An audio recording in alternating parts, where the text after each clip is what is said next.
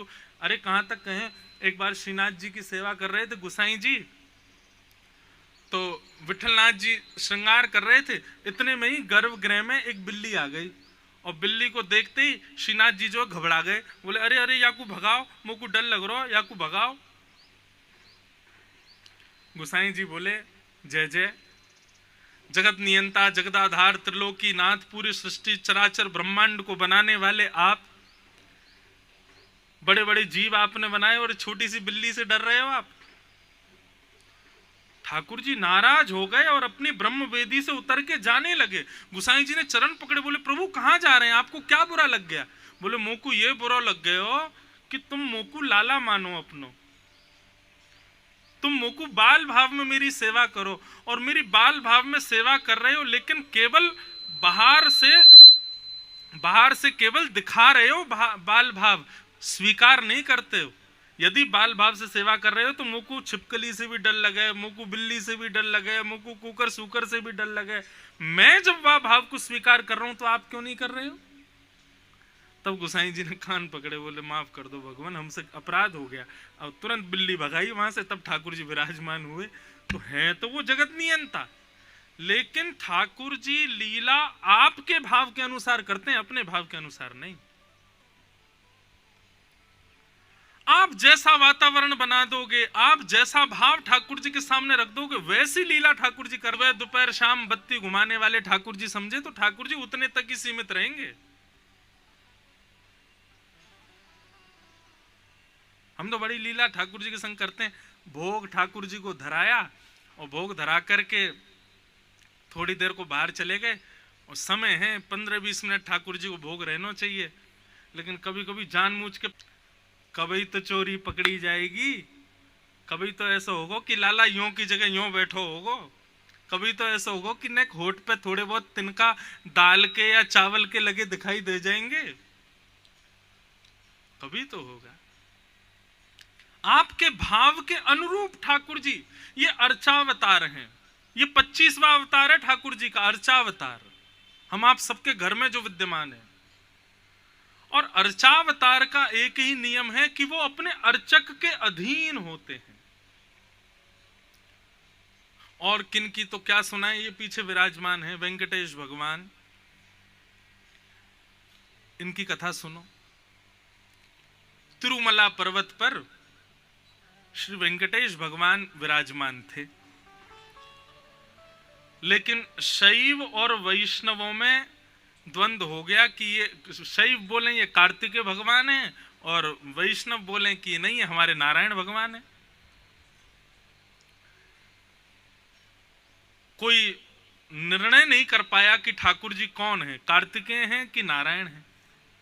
अच्छा, भुजा भी ठाकुर जी की दो हैं, एक तो ये है और एक शायद ऐसे है, ये ना ऐसे हैं, चतुर्भुज हैं, लेकिन पूर्ण रूप से सिद्ध नहीं होते कि नारायण शंख चक्र गदा पद्मधारी नारायण है। तो द्वंद्व हो गया कि भाई शैव बोले कार्तिकेय भगवान, वैष्णव बोले नारायण भगवान है। बोले क्या करना चाहिए? तो फिर आपसी मत से ये हुआ कि श्री रामानुजाचार्य जी ने ऐसा भाव रखा, बोले एक काम करते हैं, आप लोग अपने गुरु मंत्र का स्मरण करो, हम लोग अपने गुरु मंत्र का स्मरण करते हैं। आप कार्तिकेय भगवान का श्रृंगार भीतर धर दो, हम नारायण भगवान का श्रृंगार भीतर धर देते हैं। सुबह पट खोलेंगे, ठाकुर जी जिस श्रृंगार को स्वीकार कर लेंगे वही है ठाकुर जी। सब बोले हाँ बिल्कुल ठीक है, ऐसे ही कर लेंगे। अब रात्रि में जैसे ही महाराज यहाँ शैव और वैष्णव दोनों अपने अपने गुरु मंत्रों का जाप करने बैठे, कीर्तन करने के लिए बैठे, भाष्यकार स्वामी श्री रामानुज स्वामी जी महाराज के हृदय पटल पर श्रीमन नारायण प्रकट हो गए, और प्रकट होकर के बोले हे श्री रामानुजाचार्य जी। रामानुजाचार्य जी बोले जी जय जय, आज्ञा करो। बोले आज्ञा कुछ नहीं है भैया, हम अर्चावतार हैं, और अर्चावतार अपने आप श्रृंगार नहीं करता अपना, अर्चावतार तो अपने अर्चक के अधीन होता है। आप जैसा श्रृंगार करोगे हम तो वैसा रूप धारण कर लेंगे, इसलिए हमारे भरोसे मत रहो कि सुबह कपाट खोलेंगे तो हम कौन से श्रृंगार में रहेंगे। इसलिए अगर आप हमको स्वीकार करना चाहते हो तो आप ही भीतर आके हमारा श्रृंगार करो। रामानुजाचार्य जी बोले मैं भीतर आऊंगा तो महान युद्ध हो जाएगा बाहर, सब कहेंगे कि रामानुजाचार्य जी ने जाके श्रृंगार कर दिया अंदर। तब ठाकुर जी ने आज्ञा की, बोले देखो आप शेषावतार हो, श्री रामानुजाचार्य जी शेषावतार हैं। तो आप एक काम करो, एक रूप से शेषनाग का रूप धारण करो और मंदिर के पीछे एक छोटी सी नाली है, वहां से भीतर प्रवेश कर जाओ और भीतर आके अपने रूप धारण करके और हमारा जो है श्रृंगार कर दो, सो हम आपके हो जाएंगे।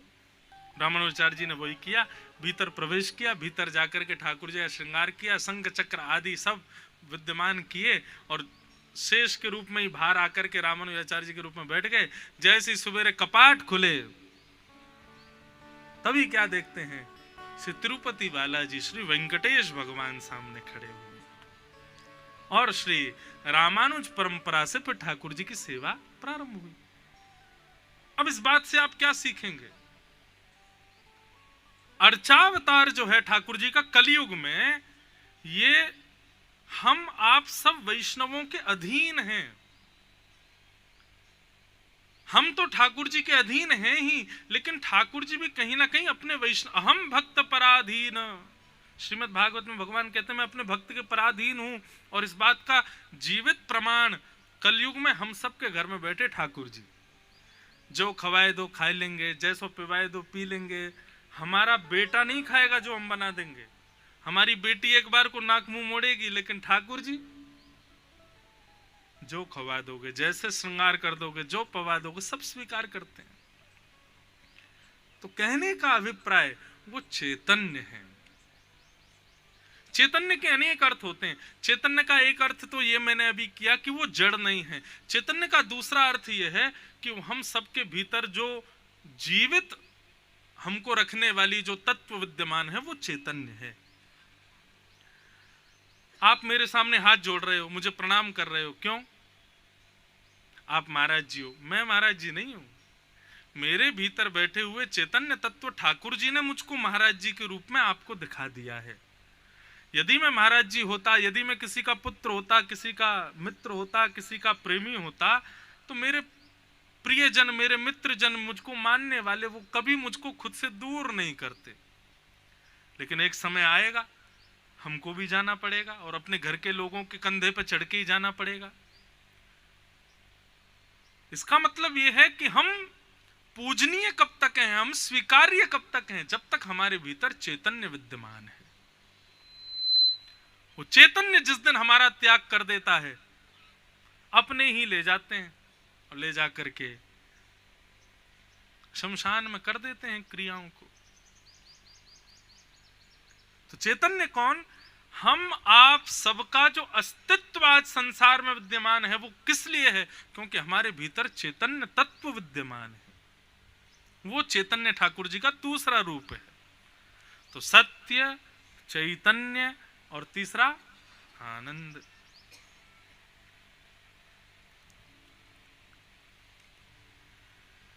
जयपुर की कचौड़ी खाने से आनंद आ जाता है? एक बार हमको एक किसी वैष्णव ने खिलाई थी हींग की कचौड़ी, कहीं से कोई लाए थे, उसमें कुछ वैसा पदार्थ नहीं था, बढ़िया थी हींग की कचौड़ी। और जयपुर और राजस्थान में तो महाराज पकवानों का देश है, ये तो राजस्थान, यहाँ तो दुनिया भर के पकवान ही पकवान मिलते हैं। अब यहाँ की कोई अद्भुत वस्तु पा करके आपको क्या आनंद आ गया? वो आनंद नहीं है।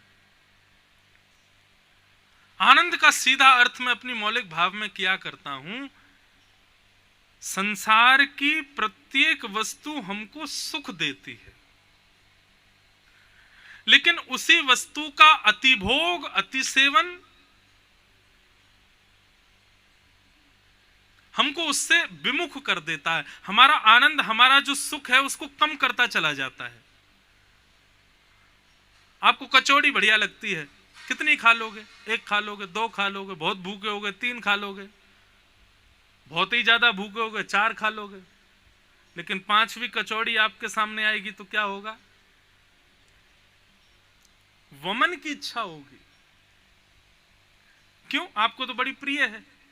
प्रिय है लेकिन एक लिमिट तक प्रिय है। और आनंद किसको कहते हैं? जहां पर कोई लिमिटेशन ही ना हो। और वो लिमिटेशन कहाँ खत्म होती है, वो बाउंड्रीज कहाँ खत्म होती हैं?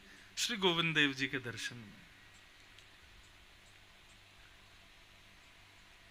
हरि दर्शन की प्यासी अखियां, हरि दर्शन की प्यासी। हमारी आंखें पूरी दुनिया में घूमती हैं। मॉल में चले जाओ, किसी की भी आंख आपको स्थिर दिखाई नहीं देगी, यहां से वहां घूमती रहेगी। जल महल पे चले जाओ, जितने लोग घूम रहे होंगे सबकी आंखें ऐसी मटक रही होंगी। आमेर फोर्ट पे चले जाओ, सबकी आंखें घूम रही होंगी, किसी की स्थिर आंख नहीं दिखाई देगी। लेकिन वहीं आप सिटी पैलेस में गोविंद देव जी मंदिर चले जाओ, सब स्थिर, एक को निहार रहे हैं केवल। मानो लगता है कि जैसे नेत्रों को ठिकाना मिल गया। और उनको कहा भी क्या जाता, ठिकाना श्री गोविंद देव जी। वो ठिकाना क्यों कहा जाता है? नेत्रों का ठिकाना, हमारी प्रत्येक इंद्रिय का ठिकाना, हमारे चित्त का ठिकाना श्री गोविंद देव जी।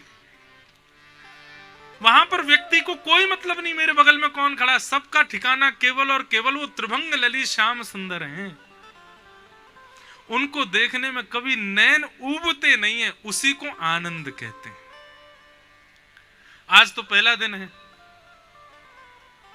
4 घंटे अभी हो सकता है कल से आपको कम लगने लग जाएं। 4 घंटे में भी ये लगने लग जाए अरे महाराज जी 1-8 घंटा कथा और बढ़ाए दो। और वहां 3 घंटे की पिक्चर थिएटर में देखी नहीं जाती है, अब 1.5-1.5, 2-2 घंटे की पिक्चर होने लग गई है। क्यों? क्योंकि आदमी का चित्त ही नहीं रुक पाता है। वो सुख है, और जहां पर हमारी सारी लिमिटेशंस क्रॉस हो जाती हैं, उसको पाने में हमारे चित्त का देहाभिमान शून्य हो जाता है, उसी को आनंद कहते हैं। क्या बताएं महाराज, ऐसे ऐसे लोग जो ऐसे इस आसन में, सुख आसन में बैठ नहीं पाते और 4 घंटा एक आसन पर बैठ के पूरी कथा सुन लेते हैं, उनको पता ही नहीं चलता कि हम एक ही आसन पर बैठे थे। इसी को तो आनंद कहते हैं। जहां पर देह अपने अभिमान से निवृत्त हो जाए, तो आनंद, आनंद का तात्पर्य क्या है? जहां पर हमारे देह की प्रत्येक इंद्रियों की कोई लिमिटेशन ही ना हो, संसार की कोई सौंदर्यता है उसको भी देखने की एक दायरा होता, हम उससे ज्यादा नहीं देख सकते। कोई कितना भी सुंदर हो, उसको देख के लोग कहते हैं भगवान ने इसको समय निकाल करके बनाया है, कितना सुंदर है। लेकिन ऐसा व्यक्ति भी यदि 10 दिन तक रोज हमारी आंखों के आगे आने लग जाए ना, तो 11वें दिन से वह भी फीका फीका लगने लगता है। गोविंद देव जी 500 वर्षों से अधिक से यहाँ बैठे हैं, आज तक लोग अपना पूरा जीवन व्यतीत कर देते हैं, बचपन से लेके अपने मरते दम तक गोविंद देव जी को दिखते हैं। कभी फीके दिखते हैं? वो कभी नहीं दिखते। यही तो आनंद है। दुनिया भर के बड़े बड़े हलवाई, यही तो आनंद है।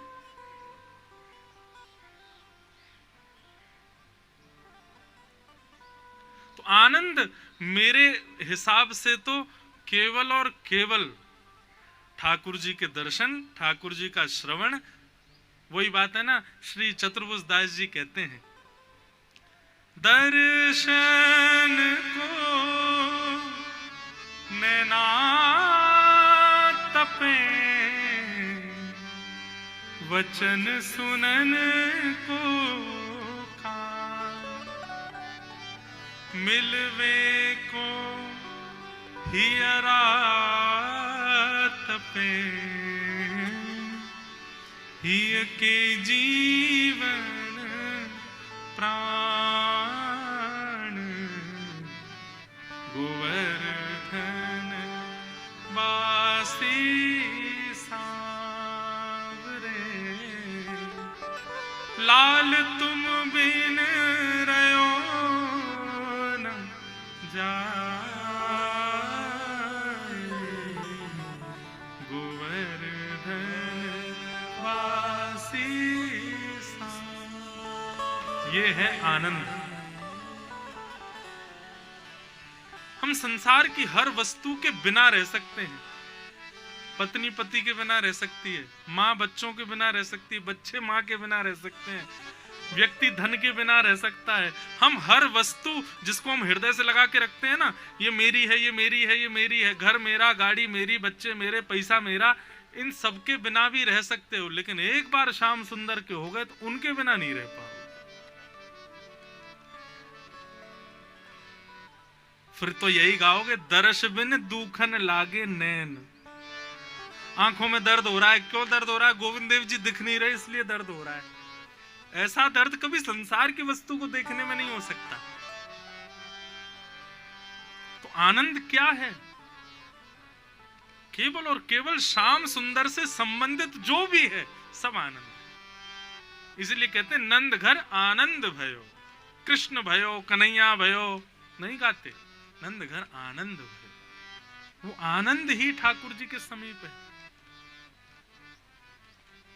उस आनंद का अनुभव करना है, उस आनंद की एक बिंदु चखनी हो तो जब जयपुर में अकिंचन कथा हो तो उसमें आना, एक क्षण के लिए आना। वो जो सुख है, वो जो आनंद है, उसका कोई तोल ही नहीं है, उसका कोई नाप ही नहीं है।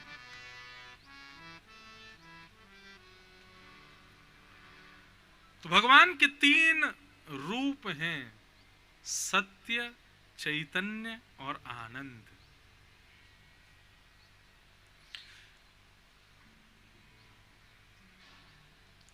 जो सत्य का संभाषण करता है एक प्रकार से वह भी वैष्णव है, क्योंकि सत्य ठाकुर जी का स्वरूप है। कोई सर्वम खलु इदम ब्रह्म के भाव से रहता है, सब में ब्रह्म को देख के सबको प्रणाम करता है, सब में जीवात्मा का दर्शन करके, सब में परमात्मा का दर्शन करके सब जीवात्माओं को वंदन करता है, यह भी एक वैष्णव का लक्षण है। और केवल अपने शरीर को आनंद प्रदान करने वाली वस्तुओं का ही सेवन कराता है। मतलब आंखों को केवल वही दिखाना जो ठाकुर जी से मिलित हो, कानों को वही सुनाना जो ठाकुर जी के सम्मिलित हो, जीव को वही स्वाद चखाना जो ठाकुर जी के चरणों का हो। अपनी प्रत्येक इंद्रिय के भाव में केवल उसको व्यवस्थित करे जो ठाकुर जी के चरण का प्रसादी हो। ये वैष्णव का लक्षण है।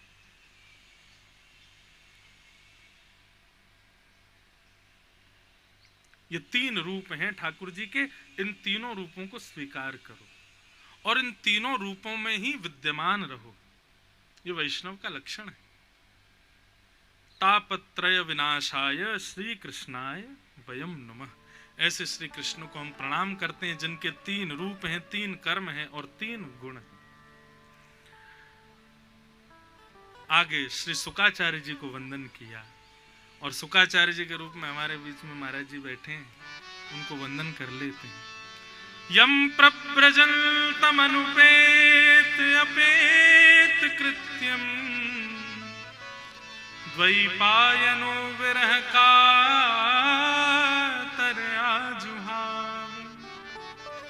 पुत्रेति तन्मयतया तर्वोऽभिनेदु तम सर्वभूत हृदयं मुनिमानतोऽस्मि।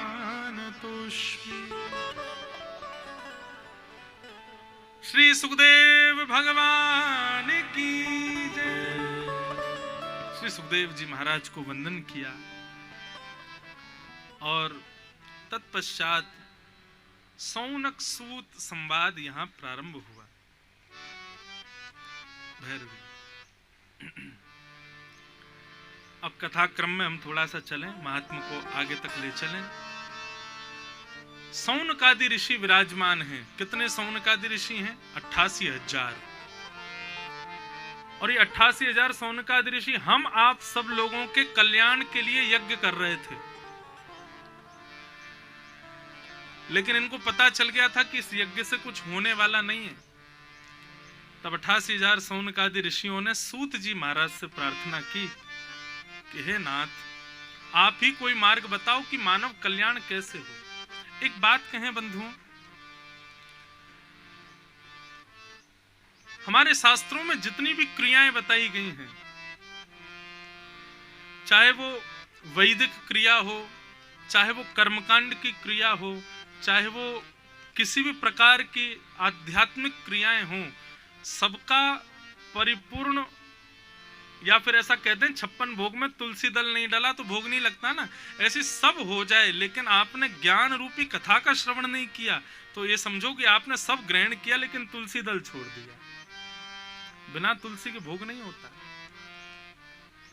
ऋते ज्ञानान न मुक्ति, ज्ञान का पुट जब तक नहीं होगा हर वस्तु में। हम यज्ञ क्यों करते हैं, हम माला क्यों जपते हैं, हम तिलक क्यों लगाते हैं, हम शिखा क्यों रखते हैं, हम धोती क्यों पहनते हैं, हम वैष्णव कंठी क्यों रखते हैं, हम संत जनों को दंडवत प्रणाम क्यों करते हैं, इन सब के पीछे आपको गुरुजनों के सन्मुख बैठ के उसका ज्ञान श्रवण करना पड़ेगा। हम सनातन हिंदू वैदिक धर्मावलियों में एक कमी आ गई है, हम बताई हुई क्रिया को तो करते हैं लेकिन क्रिया की क्यों जाती है, उसके पीछे कारण क्या, इसको नहीं जानते। सब लोगों को हनुमान चालीसा याद है लेकिन हनुमान चालीसा का अर्थ बहुत कम लोगों को याद है। श्री गुरु चरण सरोज रज, निज मन मुकुर सुधार, वर्णौ रघुवर विमल यश, जोदायक फल चार। बोलते समय लेकिन इसका अर्थ किसी को नहीं पता।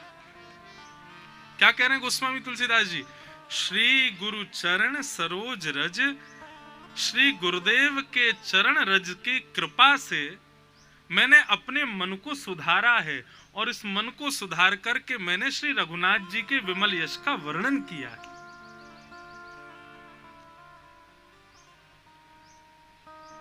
तुलसीदास जी पहले ही कह देते हैं, सूरदास जी पहले ही कह देते हैं, दृढ़ इन चरणन केरो भरोसो, साधन और नाहिया कली में जासो होत निवेरो। केवल और केवल भरोसा अपने गुरुदेव के वचन के प्रति। आजकल लोगों की क्रियाओं में बड़ी निष्ठा हो गई है, ज्ञान में निष्ठा नहीं है।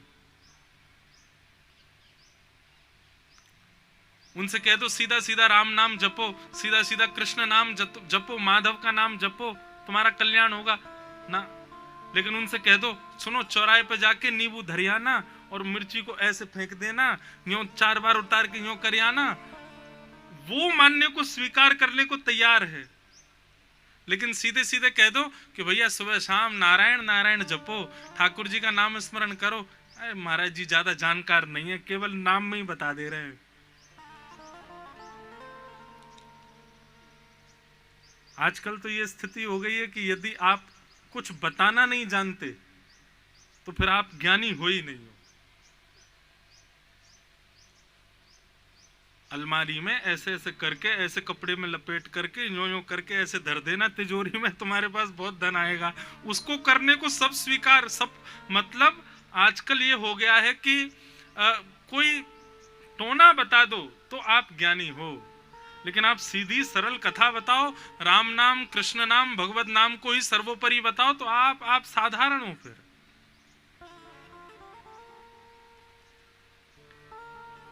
इसी नाम के बल पर मीराबाई ने ठाकुर जी को पाया, इसी नाम के बल पर श्री सूरदास जी ने ठाकुर जी का गुण गाया, इसी नाम के बल पर रैदास ने ठाकुर जी को स्वीकार किया, इसी नाम के बल पर नरसिंह मेहता ने ठाकुर जी की लाली का भात भरा। केवल नाम का इतना प्रभाव और हम उस नाम को ही छोड़ते जा रहे हैं, बाकी की सब चीजों में पड़े जा रहे हैं।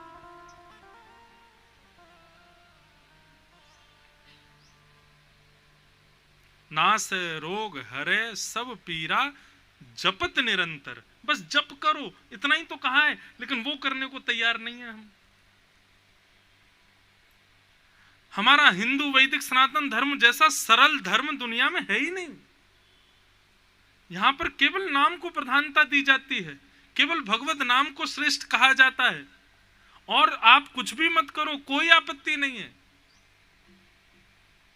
नाम प्रधान है, नाम विशेष है, नाम जरूरी है, लेकिन लोग नाम ही छोड़ते जा रहे हैं आज, बाकी सब में विश्वास करते जा रहे हैं।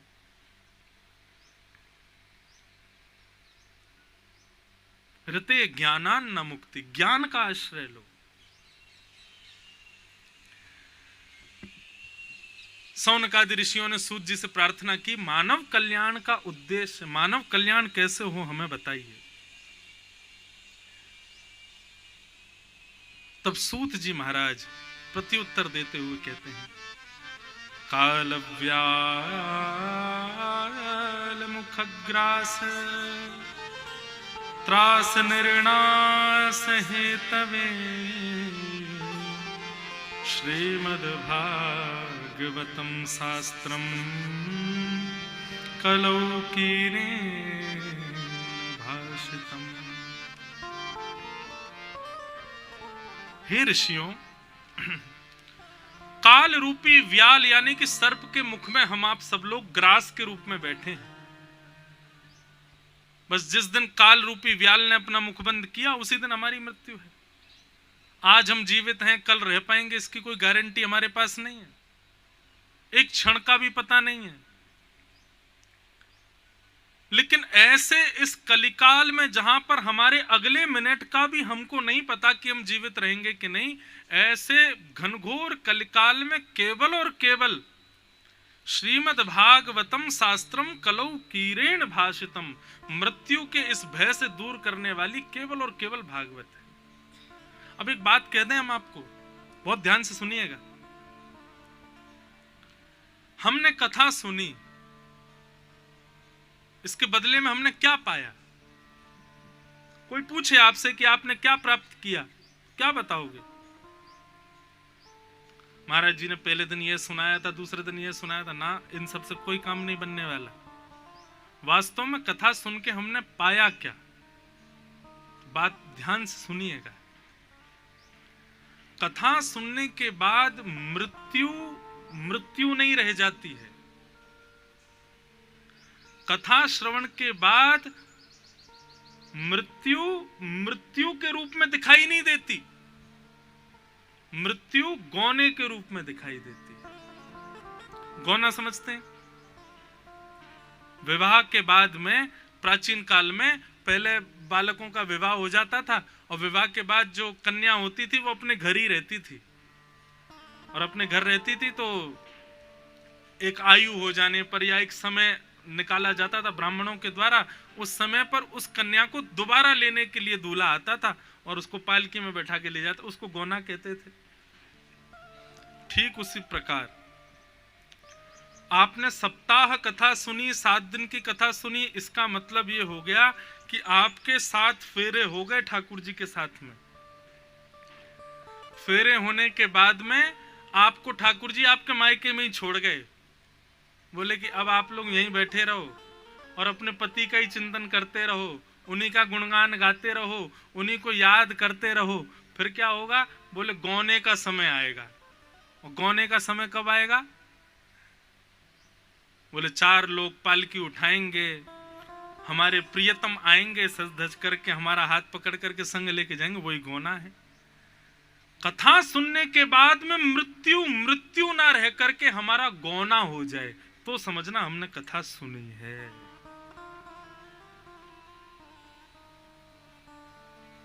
मृत्यु का भय खत्म करती है भागवत की कथा। बल्कि ऐसा कह दूं तो कोई अतिशयोक्ति नहीं, मृत्यु का इंतजार प्रारंभ होता है कथा सुनने के बाद, क्योंकि वो मृत्यु नहीं है। फिर मृत्यु मेरे श्याम सुंदर का बुलावा है, मृत्यु मेरे श्याम सुंदर का एक प्राप्ति का एक रास्ता है, वो उस रूप में दिखने लग जाती है। जो व्यक्ति भयभीत होता था मृत्यु के नाम से, वो कथा सुनने के बाद में मृत्यु की बात सुनकर के प्रसन्न होने लग जाए। ये कहना सुनना बहुत कठिन है, सरल है, लेकिन करना बहुत कठिन है। कोई आदमी कथा सुन के गया, घर जाके मैं कब मरूंगा, घर वाले कहेंगे कहाँ गए थे भैया? तो मोदी जी के यहाँ गए थे, कथा सुनने गए थे, और कल से इनका जाना बंद करो, ये क्या बोल रहे हैं, कब मरूंगा? नहीं, सीधी बात, कथा मृत्यु के भय को खत्म कर देती है। मृत्यु का भय किसको होता है? जिसको लगता है कि संसार में अभी मेरे कुछ शेष कार्य रह गए हैं, कहीं वो पूरे हों उससे पहले मृत्यु ना आ जाए। लेकिन जब व्यक्ति भगवत आश्रित हो जाता है ना, तो भगवत आश्रय में होते ही फिर उसको संसार में कोई क्रिया खाली रहती दिखाई नहीं देती। उसको लगता बस सब पूर्ण हो गया, मैं अब निवृत्त हूं, मुझे अब और कुछ करने की आवश्यकता नहीं। और जब वो सबसे निवृत्त हो जाता है तो मृत्यु का भय उसको सताता नहीं है। भागवत का आश्रय। श्रीमद्भागवतम शास्त्रम कलौ कीरेण भाषितम।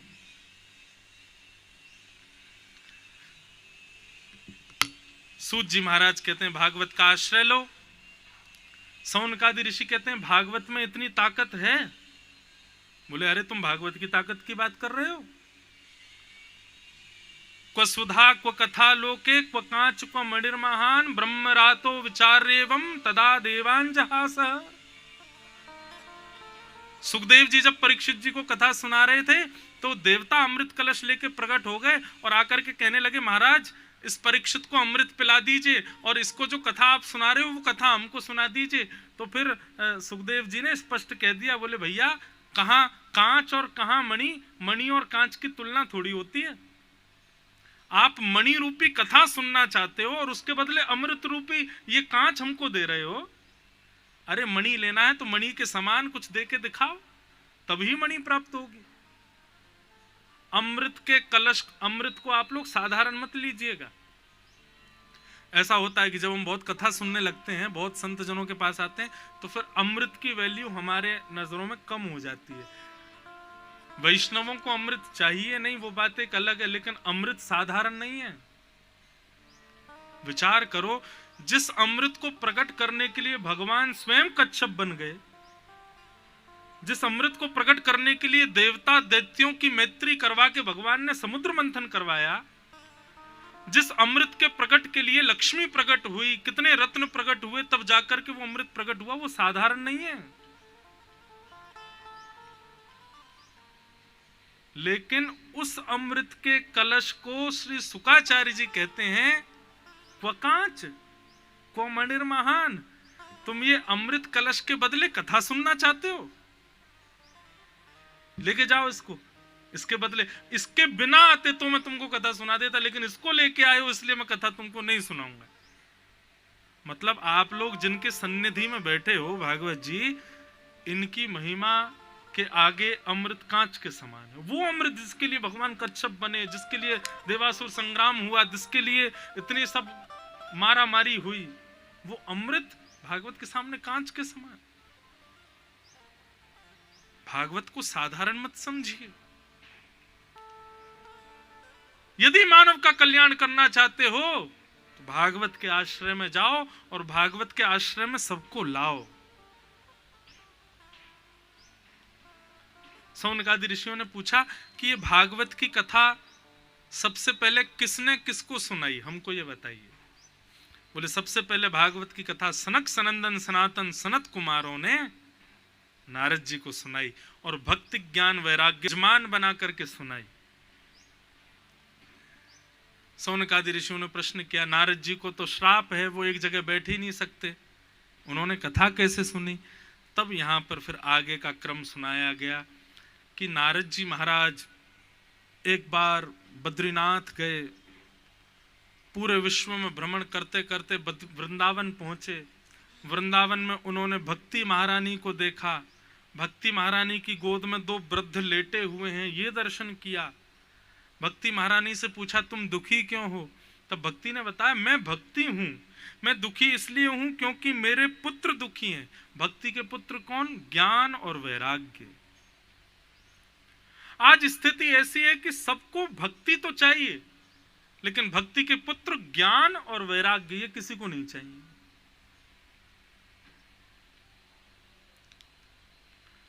मंदिर जा रहा, दफ्तर जा रहा है, कॉलेज जा रहा है, स्कूल जा रहा है, तो रास्ते में पड़ रहे मंदिरों को ढोक तो दे देगा।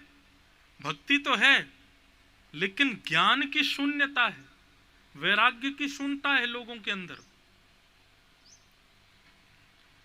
और माफ कीजिएगा, भक्ति यदि आपके हृदय में है, लेकिन ज्ञान और वैराग्य से विहीन भक्ति यदि है, तो वो भक्ति तो है लेकिन वो प्रसन्न कभी नहीं रहेगी आपके अंदर।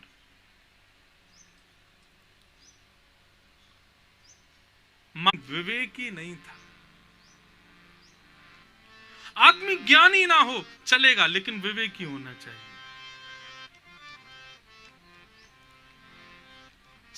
अच्छा, विवेक किसको कहते हैं?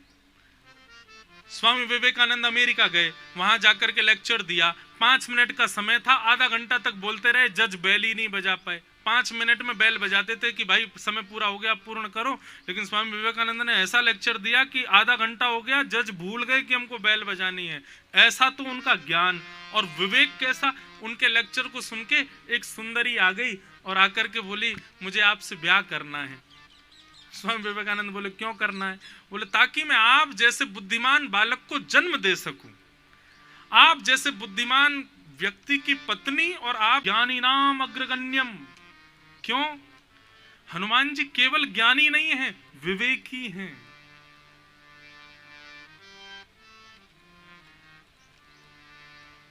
शनि महाराज आ गए एक बार हनुमान जी के ऊपर। शनि की 7.5। यदि किसी ज्योतिषाचार्य के पास गए और उसने आपसे कह दिया कि शनि की 7.5 है, तो आदमी का आधा वजन तो उसी समय खत्म हो जाता है। बोले कि शनि की 7.5। अच्छा, एक बात कहें, शनि की दशा जिस पर आती है ना, ऐसा जरूरी नहीं सब बुराई होगा उसका। यदि शनि प्रसन्न हो जाए तो सब अच्छा भी हो जाएगा। शनि प्रसन्न हो जाए तो उसको खाकपति से अरबपति भी बना देगा, और शनि नाराज हो जाए तो शनि 7.5 साल में अरबपति से रोडपति भी बना देगा। तो शनि की महादशा होना, शनि की 7.5 आना, ये कोई बुरी बात नहीं। लेकिन लोग अधिकतर सोचते हैं शनि जिस पर आता है, 7.5 आती है, उसका वही होता है। एक बार हनुमान जी के ऊपर आ गए शनि महाराज। हनुमान जी बोले, कहो गुरु भाई कैसे आए? बोले, कुछ नहीं हनुमान जी, आपकी राशि के ऊपर 7.5 साल के लिए हमको आना है। हनुमान जी बोले, अच्छा हमारे ऊपर आओगे? बोले, हाँ आएंगे। बोले, सिर पर तो बैठ नहीं पाओगे। क्यों? बोले, रघुनाथ जी के चरण विराजमान है। बोले, कहाँ बैठूं? कंधा पे बैठा लो। कंधे पर आसन है भगवान का, राम लखन दोनों बैठे थे ना, इसलिए आसन पर और कोई नहीं बैठेगा, तो वक्षस्थल पे बैठा लो। बोले, तू नहीं जानता, पूरी दुनिया जानती है, राम सिया विराज रहे हैं हमारे हृदय में, तू कैसे बैठ जाएगा? तो बोले, कहाँ बैठ? हाल के लिए हनुमान जी भ्रमण पर निकल गए। कभी पहाड़ पर चले जाएं, कभी समुद्र के भीतर चले जाएं, कभी एक छलांग मार के कहीं कूदें, कभी कहीं कूदें। पूंछ तो सब जगह टकराती हुई चले शनि के। कभी कहीं से हाथ टूटे, कहीं से पैर टूटे, कहीं से सिर में लगे, हाथ पांव सब टूट टाट गए शनि के। 7 साल बाद जब हनुमान जी की लीला पूरी हुई, जैसे ही देखा तो पूंछ में से शनि गिरा, चरणों में गिर गया। बोले, महाराज आज के बाद कभी नहीं आऊंगा आपके ऊपर। बोले, मेरे ऊपर नहीं, जिसके हृदय में रघुनाथ जी हो उसके ऊपर ही नहीं जाना तुम कभी, नहीं तो यही दशा होगी। शनि बोला, बोले महाराज हाथ पांव टूट गए, इसके लिए कोई लेप बता दो। हनुमान जी ने राम मंत्र पढ़ करके सरसों का तेल दे दिया। बोले, लो इसी को लगाते रहो। आज तक शनि को सरसों का तेल ही चढ़ाया जाता है, बेचारे की पीड़ा वीड़ा दूर हो जाए। विवेकी बनो तो श्री हनुमान जी जैसे बनो। हनुमान जी का विवेक अद्भुत है। ज्ञानी रावण भी है और ज्ञानी हनुमान जी भी हैं, लेकिन रावण के ज्ञान में विवेक नहीं है, हनुमान जी के ज्ञान में विवेक है। और विवेक कहां प्राप्त होता है? बिनु सत्संग विवेक न होए। और ये सत्संग कहां मिलता है? बोले, राम कृपा बिन सुलभ न सोई। ज्ञान होना चाहिए। कैसा ज्ञान? विवेक युक्त। और वो विवेक कहां मिलता है? सत्संग में मिलता है। सत्संग कैसे मिलता है? रघुनाथ जी की कृपा से मिलता है।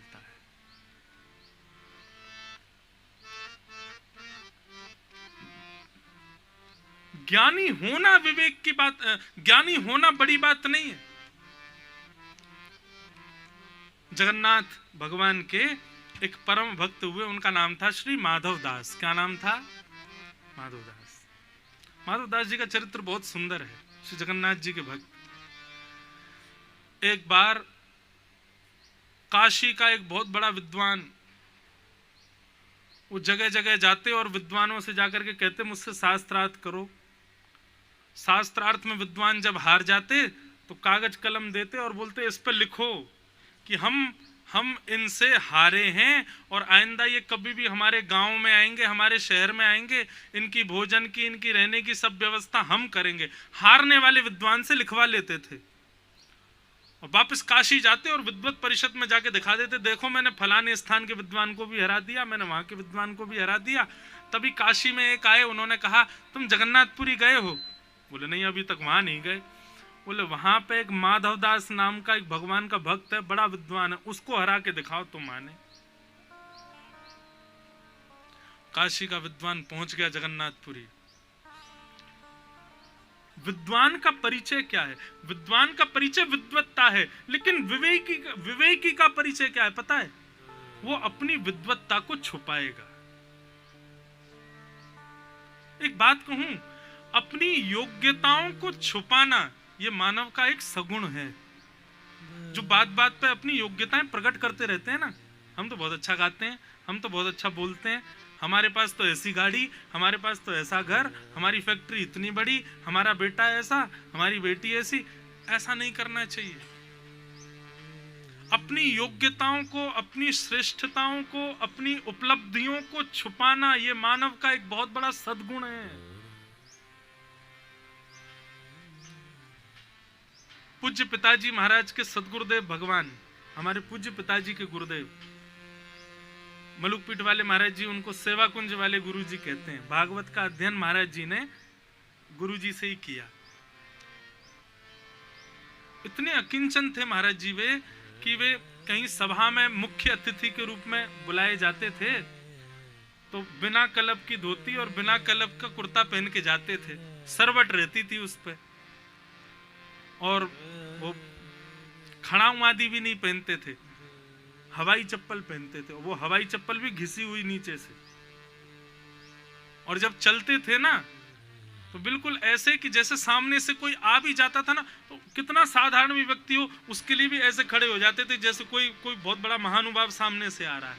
सबको आदर देते थे। लेकिन ज्ञानी इतने, धर्म सम्राट स्वामी श्री कृपात्री जी महाराज भी जब आते थे वृंदावन तो दंडवत प्रणाम करते थे उनको।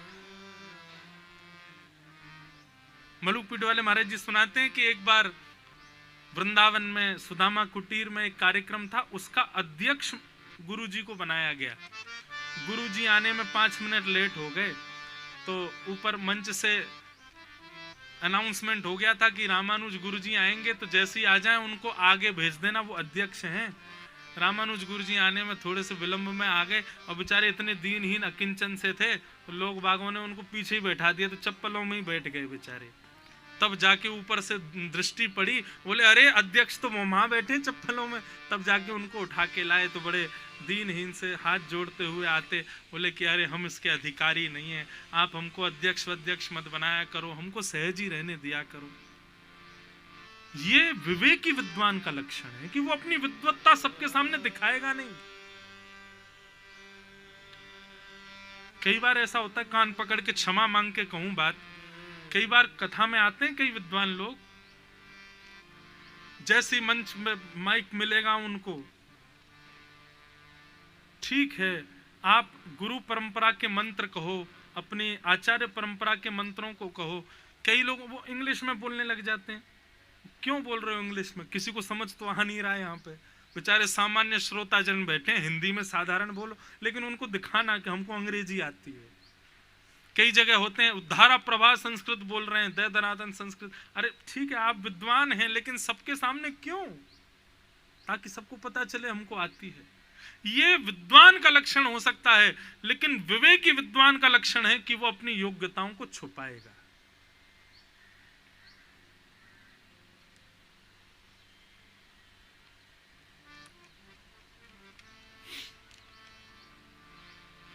तो वो विद्वान काशी का पहुंच गया जगन्नाथपुरी,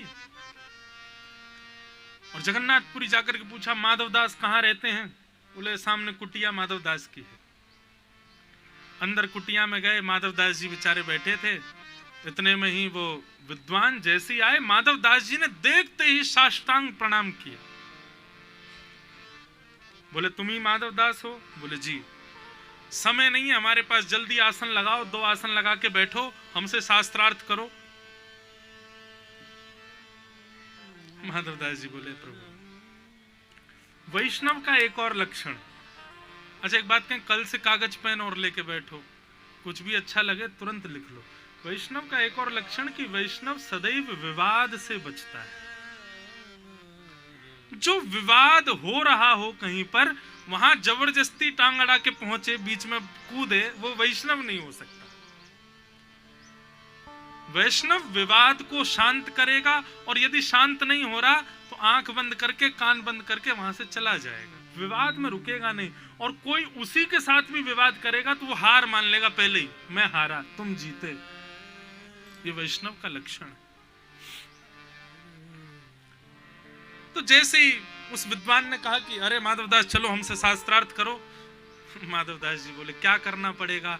बोले किसी शास्त्र को लेकर के चर्चा करेंगे, जो जीतेगा वो हारने वाले के आगे पत्र में लिखेगा कि भाई आइंदा से तुम्हारा सेवक मैं हूं, तुम्हारी सब सेवा व्यवस्था सब मैं करूंगा। माधवदास जी बोले मैं पहले ही हार मान लेता हूं, और आप लाइए कलम पत्र मुझको दे दीजिए, मैं उसमें लिख देता हूं कि मैं आपसे हार गया। आइंदा आप कभी जगन्नाथपुरी आएंगे, आपकी भोजन रहने खाने सबकी व्यवस्था मैं करूंगा। अरे नहीं नहीं शास्त्रार्थ करो। बोले नहीं प्रभु मैं शास्त्रार्थ नहीं करूंगा, हार पहले ही मान लेता हूं। विद्वान ने दे दिया, बोले ठीक है इस पर्चे में लिख दो। माधवदास जी ने लिख दिया, अमुक नाम के व्यक्ति ब्राह्मण आए हैं काशी से, आज जगन्नाथपुरी में इस स्थिति को मैं इनके द्वारा शास्त्रार्थ में हारा गया हूं। आज के बाद जगन्नाथपुरी ये कभी भी आएंगे, इनके रहने खाने पीने सोने की सब व्यवस्था माधवदास करेगा। नीचे अपना हस्ताक्षर कर दिया, दे दिया। वो व्यक्ति वहां से दर्शन करके चले गए।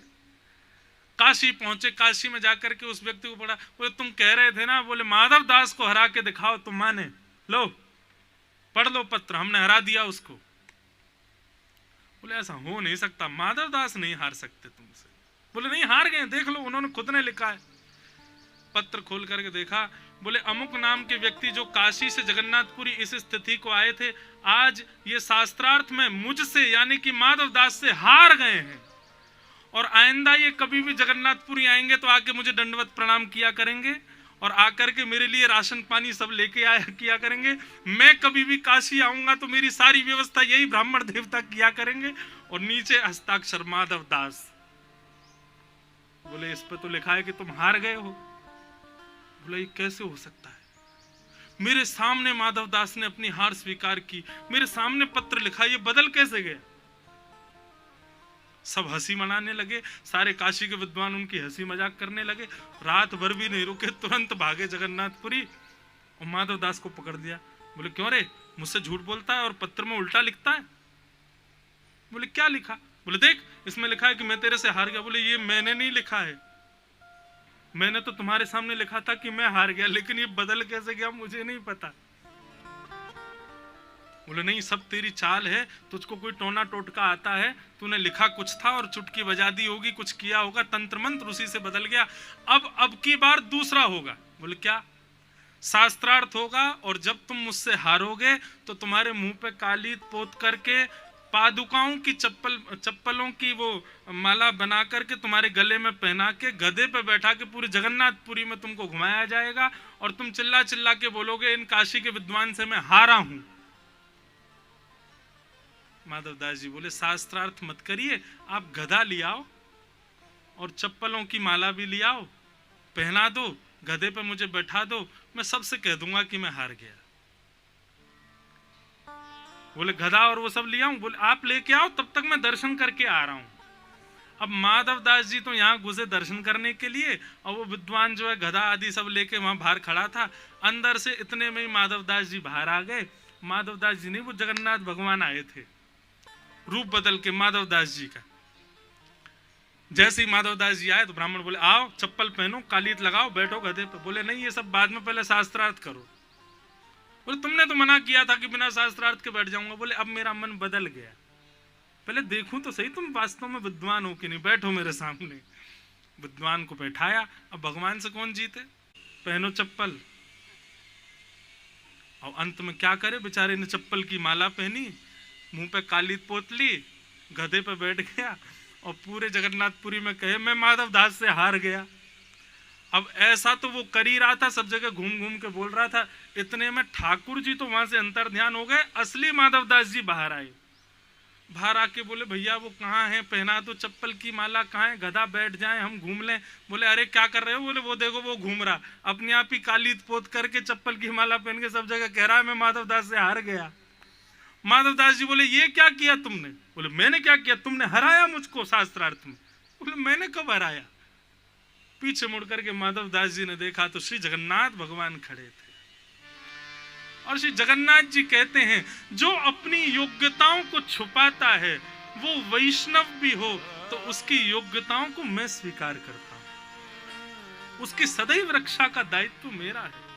ये नम रक्ष जगन्नाथ, हमारे रामानुज संप्रदाय में तो ये नियम है। भाष्यकार स्वामी श्री रामानुज स्वामी जी महाराज पृथ्वी पर आ नहीं रहे थे।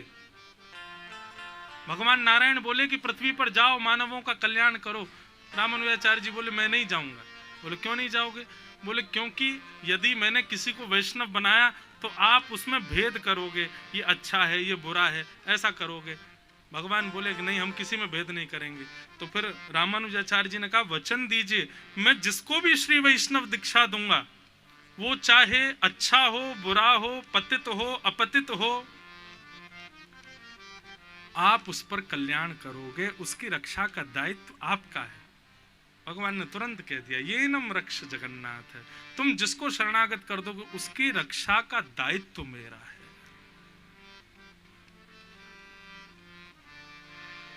पूरी बात यहां से प्रारंभ हुई थी कि ज्ञान का मतलब क्या है? विवेकी होना। और विवेकी ज्ञानी का लक्षण होता है कि विवेकी ज्ञानी सदैव अपने योग्यताओं को अपनी श्रेष्ठताओं को छुपाता है, सबके सामने उजागर नहीं करता, सबके सामने प्रकट नहीं करता, सबको सहज रूप से बता नहीं देता मैं ठाकुर जी का हूं, मैं श्री राधा रमन लाल का हूं। और ये बताने की जरूरत नहीं है, आपके माथे का तिलक, आपके कंठे की, आपके गले की कंठी माला, आपके बोलने का भाव ही बता देता है कि आप ठाकुर जी के हो के नहीं।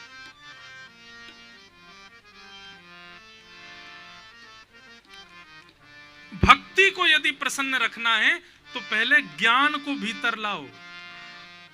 और भक्ति के दूसरे पुत्र का नाम वैराग्य है। और वैराग्य क्या है? वैराग्य का मतलब बहुत ध्यान से सुनिएगा, सबको छोड़ करके एकांत में चले जाना ये वैराग्य नहीं है। सबके बीच में रहते हुए भी उन वस्तुओं के प्रति कभी मन ना ललचाना ये वैराग्य है।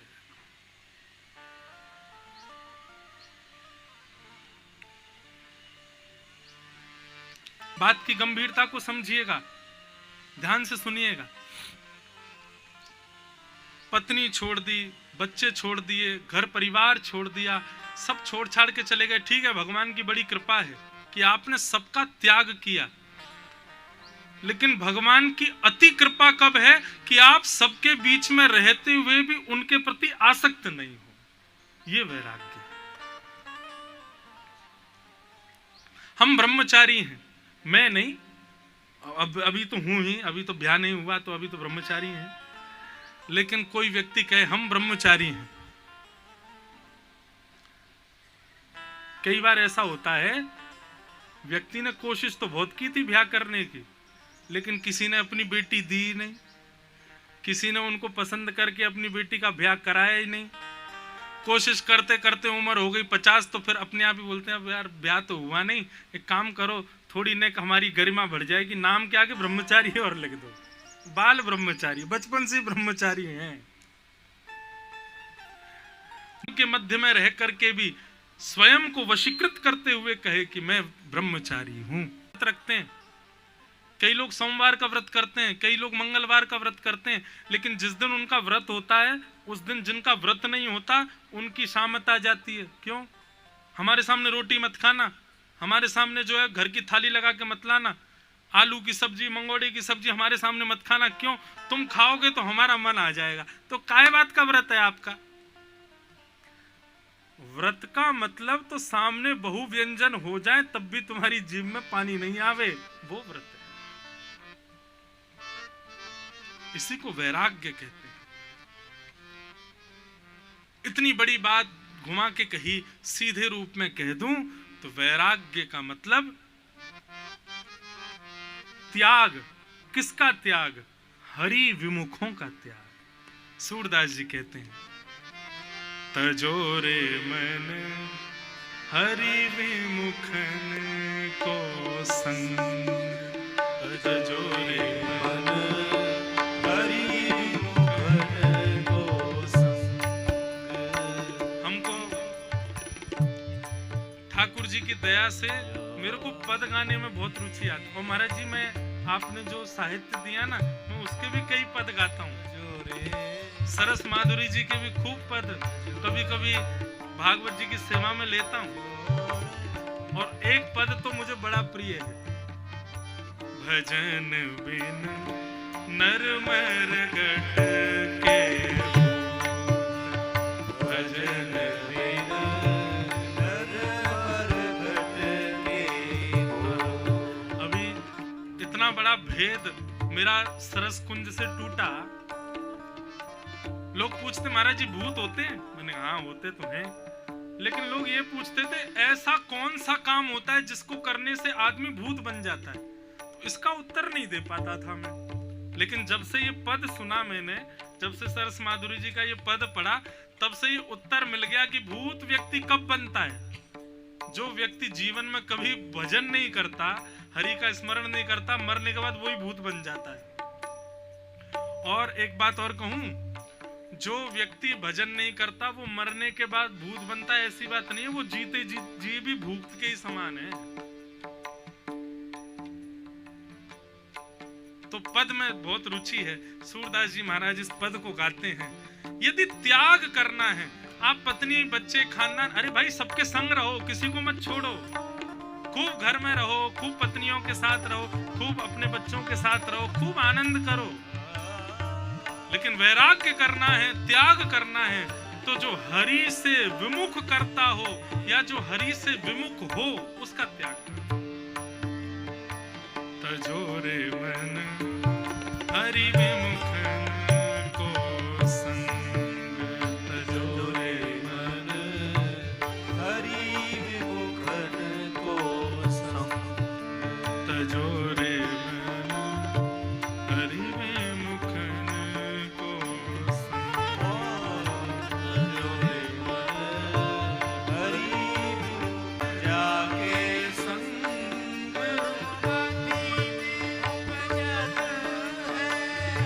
पढ़त भजन में भंग हो,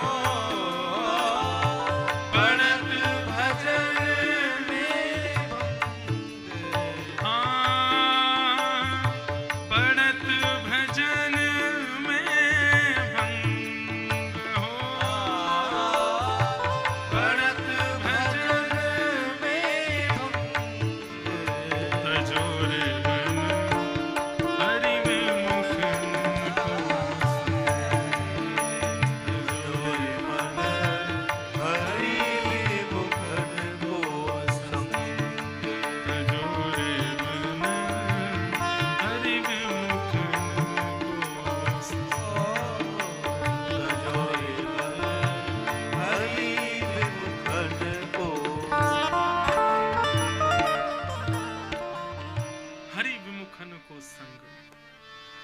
जाके संग कुमति उपजत है, पड़त भजन में भंग। जिसके संग से कुमति आती हो, जिसके संग करने से भजन में रुकावट लगती हो। हमारे भागवत जी तो आज्ञा करती हैं, गुरु न शस्यात्, स्वजनो न शस्यात्, दैवम न तस्यात्, जननी न शस्यात्। फिर तो चाहे वो कोई हो, माता पिता भी क्यों ना हो, पत्नी भी क्यों ना हो, उसका त्याग करो। अब दूसरी बात, आप कहोगे महाराज जी आप पहले व्यास देखे, हमने जो यूं कह रहे हो माता पिता का त्याग करो। कब करो? जब भजन में बाधा बन रही हो। लेकिन कैसे त्याग करो? त्याग करने का मतलब उनको छोड़ के चले जाओ ये नहीं है। त्याग दो प्रकार के, मानसिक और शारीरिक। शारीरिक त्याग मत करो, मानसिक त्याग करो, मन से छोड़ो।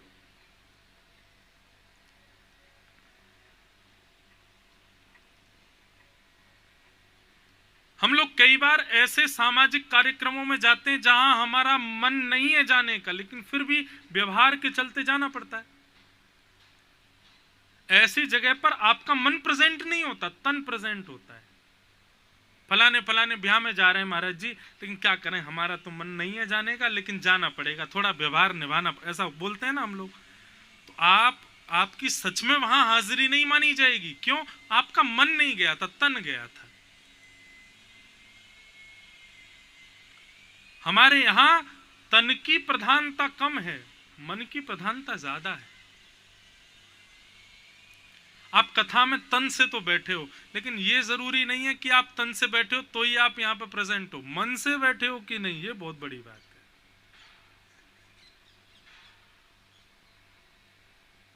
आपका मन यही है कि नहीं, यह जरूरी है। कहीं मन घूम तो नहीं रहा, कहीं मन विचलित तो नहीं है, कहीं मन कहीं और भ्रमण में तो नहीं गया हुआ है। उसका यहां होना बहुत जरूरी है। आप तन से बैठे हो यह जरूरी है ही नहीं। इसलिए त्याग की स्थिति जब आती है, किसका त्याग करें? ये तो हमारा है, हमारा ही बेटा है, कैसे छोड़ दें? तन से मत करो, तन से करना भी नहीं है, मन से त्यागो। जैसे भगवान शिव ने त्याग किया सती का। त्याग कैसे किया? जो बगल में आसन होता था, आज वो आसन सन्मुख रख दिया, बस इतना ही किया था शंकर जी ने।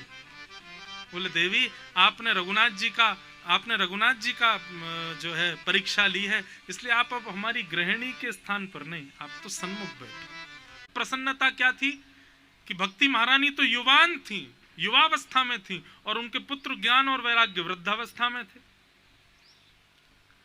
और ये वृद्धावस्था का कारण केवल और केवल एक ही था, लोगों के हृदय में भक्ति ज्ञान वैराग्य की शून्यता। नारद जी महाराज जगह जगह भ्रमण करते हुए पूछते जा रहे हैं, भैया ज्ञान और वैराग्य का बुढ़ापा कैसे दूर होगा, क्या उपाय करना पड़ेगा? तभी आकाशवाणी हुई, और आकाशवाणी के द्वारा भगवान ने बताया, बोले नारद जी सत्कर्म करो। नारद जी बोले क्या सत्कर्म करूं? सत्कर्म एक थोड़ी अनेक होते हैं, कौन सा सत्कर्म करूं ये कैसे पता चले? तब सत्कर्म जानने के लिए नारद जी महाराज सब जगह पूछते पूछते बद्रीनाथ पहुंचे, और बद्रीनाथ में भगवान के प्रथम अवतार उनको मिले, सनक सनंदन सनातन सनत कुमार। सनत कुमारों से जाकर के नारद जी ने कहा, सत्कर्म किसे कहते हैं, मुझे बताइए। तब सनत कुमारों ने 5 प्रकार के सत्कर्म बताए, बहुत ध्यान से सुनिएगा।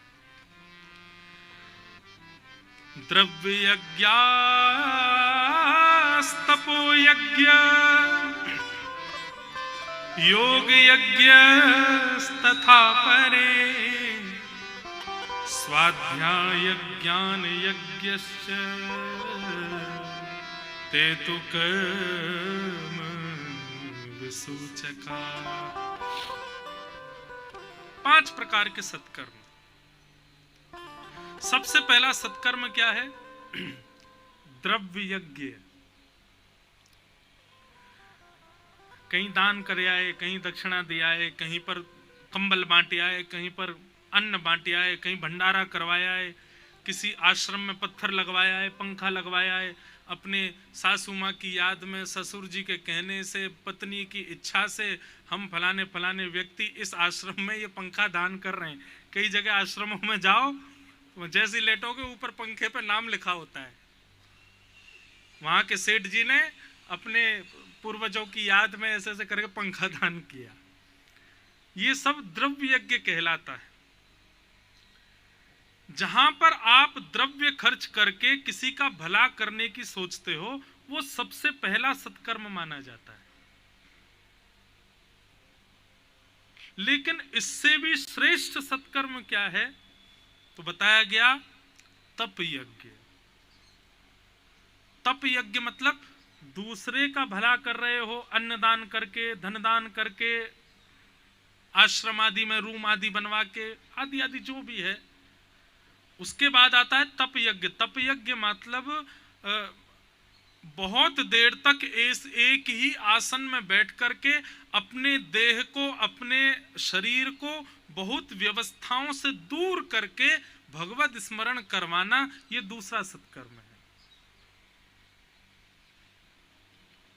अब इसमें लाइन में लग के तिरुपति बालाजी का दर्शन भी आ जाएगा, इसमें गोवर्धन नाथ जी की परिक्रमा भी आ जाएगी, इसमें यमुना गंगा का स्नान भी आ जाएगा, और सबसे बड़ी बात बताऊं, ये जो आप एक आसन पर सामने बैठ के कथा सुन रहे हो ये भी आ जाएगा। क्यों? भगवान गीता में कहते हैं, अर्जुन संसार में दो सबसे कठिन काम। अर्जुन बोला कौन कौन से? बोले सबसे पहला कठिन काम है बिना किसी की सहायता के पढ़ना, खुद पढ़ना, स्वाध्याय करना। अर्जुन बोला दूसरा? बोले दूसरा सबसे कठिन काम है बहुत देर तक चुप रह करके किसी और को सुनना। ये भी बहुत कठिन है। नहीं तो समाज की और आज के संसार की स्थिति ऐसी है कि व्यक्ति यहां चुप नहीं रहना चाहता, शांत नहीं, अपनी सुनाना चाहता है। मुझे कभी कभी ऐसा लगता है कि श्री गोविंद देव जी बोलते क्यों नहीं है, श्रीनाथ जी बोलते क्यों नहीं है, हमारे राधा रमन सरकार बोलते क्यों नहीं है, हमारे तिरुपति बालाजी बोलते क्यों नहीं, खड़े क्यों रहते हैं चुपचाप मौन? क्योंकि हमने मौका बोलने का दिया नहीं है। हम शांत रहते नहीं, हम अपनी इतनी सुना देते हैं ठाकुर जी को। कल भरतपुर में था, मैं थोड़ी देर के लिए रुका था, वहां एक व्यक्ति कह रहा था, कोई ऐसी एक भाव वाली माता जी ऐसे भाव करते करते रो गई, तो वो बोले मैया रोना है तो ठाकुर जी के सामने जाके रोया करो। मैंने कहा काय को रो? मैंने रोना धोना सब भगवान के सामने ही करो। मैंने कहा मैया देखो, ये रोने का मन करे बेटा के सामने रो, पत्नी के सामने रो, बच्चों के सामने रो, और जब हंसने का मन करे तब लाल जी के सामने जाओ। मैंने हमारे लाल जी रोने के लिए बने? मुझे सच में मंदिर में कोई रोता हुआ दिखाई देता, ठीक है, भाव में कोई रोवे, प्रेम में कोई रोवे, अच्छा है, लेकिन कोई अपने दुखों से यदि ठाकुर जी के सामने जाकर रोता, मुझे बड़ी गुस्सा आती है। मैं हमारे ठाकुर जी रोने देखने के लिए? जीवन में कोई उपलब्धि मिल जाए, जीवन में कोई प्रसन्नता आ जाए, नाचते हुए जाओ गोविंद देव जी। ठाकुर जी को हंसाओ, ठाकुर जी को नचाओ, ठाकुर जी के सामने उल्लास करो। हमने महाराज जी गोवर्धन की परिक्रमा लगाई दंडवती, हाँ एक बार लगा चुके हैं, जैसे तैसे खींच खींच के लगाई। दुनिया के लोगों की दंडवती हो जाती है 6-7 दिन में, हमारी दंडवती हुई 16 दिन में। तो सोचो कैसे लगाई होगी। और 16 दिन में तो हुई, उसमें भी ये 10 दिन की परिक्रमा लगाई नवंबर में, और बाकी के 6 दिन की परिक्रमा लगाई अप्रैल में। बड़ी विचित्र कथा, वो कभी बताएंगे हमने दंडवती कैसे लगाई। लेकिन महाराज जी लोग दुनिया की दंडवती लगाते हैं, थक जाते हैं, या परिक्रमा लगा के थक जाते हैं, तो क्या करते हैं, बैठ के कीर्तन करते हैं, बैठ के भजन गाते हैं, ठाकुर जी को सुनाते हैं। लेकिन हम सब ब्रजवासी थे, 10-5 बालक थे, हम लोग जब थक जाते थे ना, तो हम गिरिराज जी की तरफ मुख करके बैठते और गिरिराज जी को बढ़िया हंसाते थे, चुटकुल्ला सुनाते थे ठाकुर जी को। एक बाबा आके बोले अरे गिरिराज जी में बैठे हो, कीर्तन करो, भजन करो। मैंने भजन तो दुनिया कर रही है, ठाकुर जी कीर्तन भजन सुन सुन के कभी बोर रह जाते होंगे। अरे ने चुटकुल्ला सुनाए तो, ने हंसाए तो ठाकुर जी को, ने इनके चेहरे पे मुस्कान आ जाए, ने ऐसी कोई लीला करो। भक्तिमती मीराबाई गोवर्धन गई, श्रीनाथ जी के सन्मुख। अब गोवर्धन की लीला है कि कहीं और की लीला है मुझे याद नहीं, लेकिन भक्तिमती मीराबाई जब श्रीनाथ जी के मंदिर में गई, मीराबाई ने श्रीनाथ जी के सामने जाकर के नाचना शुरू कर दिया, गाना शुरू कर दिया। ऐसा नाची, ऐसा गाई कि आज भी श्रीनाथ जी में परंपरा है कि ठाकुर जी की गले की माला और ठाकुर जी का बीड़ा भोग ये सबको नहीं दिया जाता प्रसाद में, केवल वल्लभ बालकों को दिया जाएगा या जो तिलकायत गोस्वामी हैं उन्हीं को ही दिया जाता है। हम आप भी अगर चले जाएं हमको नहीं मिलेगा। ठाकुर जी की माला प्रसादी वहां किसी को नहीं देते। लेकिन मीराबाई का गायन और नृत्य देख करके गुसाई विठलनाथ जी इतने प्रसन्न हो गए कि ठाकुर जी की माला प्रसादी और बीड़ा भोग जाकर के मीराबाई को दे दिया सबके सामने। लोगों को तो बात बनाने को चाहिए, लोगों ने कह दिया अरे राम राम राम, देखो कितना बड़ा गलत अपराध कर दिया। एक नाचने वाली को, एक गाने वाली को भगवान के गले की माला दे दी, भगवान का बीड़ा भोग दे दिया। गुसाई विठलनाथ जी के कान में जब ये बात पड़ी कि भैया लोग बात बना रहे हैं कि नाचने गाने वाली को भगवान की माला कैसे दे दी, गुसाई जी ने इतना सुंदर तर्क दिया। बोले तुम लोगों की बुद्धि में अभी भी वो नाचने वाली है, अभी भी वो गाने वाली है। तुम लोगों ने ये नहीं देखा कि जब वो बीच आंगन में नाच रही थी, बीच आंगन में गा रही थी, तब हमारे गोवर्धन नाथ जो सदा नीची नजर करके खड़े रहते हैं, सदा मंद मुस्कुराते रहते हैं, जैसे मीराबाई ने नाचना गाना शुरू किया तो एक क्षण के लिए मैंने देखा कि श्री जी बाबा के नेत्र ऊपर हो गए थे और दो दतुइयां दिखाई दे रही थी, मुस्कुरा गए थे। हमारे ठाकुर जी उसको देख करके मुस्कुरा गए, उनके नेत्र ऊपर हो गए, उनके दांत दिखने लगे, और तुम अभी भी उस साधारण उस महिला को तुम नाचने गाने वाली समझ रहे हो। हमारे लाल जी को रिझाया है, हमारे ठाकुर जी को प्रसन्न किया है, हमारे ठाकुर जी को अति आनंद की हिलोरें दिलाई है उस कन्या ने, और तुम कह रहे हो नाचने गाने वाली है। अरे मैंने तो केवल गले की माला दी है, अधिकार होता तो मीराबाई को ले जाके श्रीनाथ जी से लिपटा देता, उसने वो सुख प्रदान किया है।